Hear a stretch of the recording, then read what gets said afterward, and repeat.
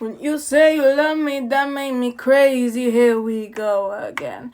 Don't go look at me with that look in your eye. You really ain't going away without a fight. You can't be reasoned with, I'm done being polite. I told you 1, 2, 3, 4, 5, 6,000 times. Haven't I made it obvious? Haven't I made it clear? Want me to spell it out for you? F-R-I-N-D-S. Haven't I made it obvious? Haven't I made it clear?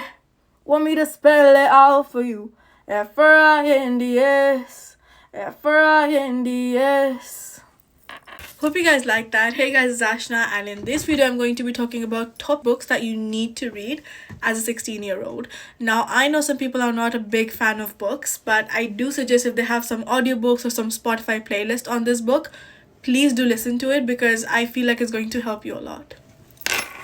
Now, the first book I suggest was written by J.D. Salinger, and the book's name is The Catcher in the Rye, and it is basically about this teenager named Holden Caulfield who is having these complexities while being an adolescent.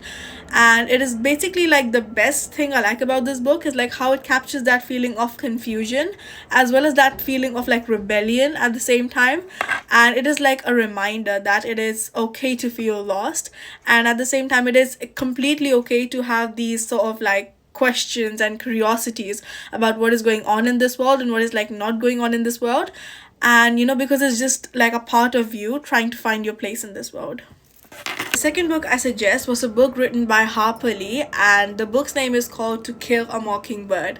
Now, this is like basically like a timeless classic which was set in the 1930s in South America, and through Scout Finch's eyes, who is one of the characters in this book, she basically sees this huge expression of courage on the face of injustice and how empathy just changes everything.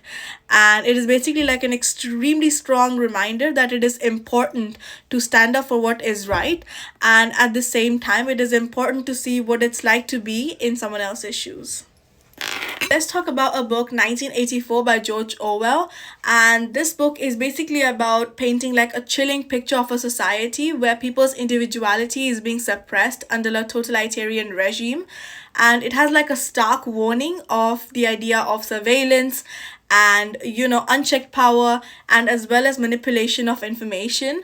And reading this book 1984 at the age of 16 really opens you up and makes you aware to several more different and more interesting topics, such as having the idea of freedom, having the idea of power, as well as having the idea of the impact of government control. Okay guys, now you've got to read that book, The Palace of Illusions by Chitra Banerjee Divakaruni, and this book is basically like the retelling of Mahabharata but through Draupadi's perspective, and it is like filled with the feelings of love and bravery, as well as that overwhelmness of having to do those tough choices.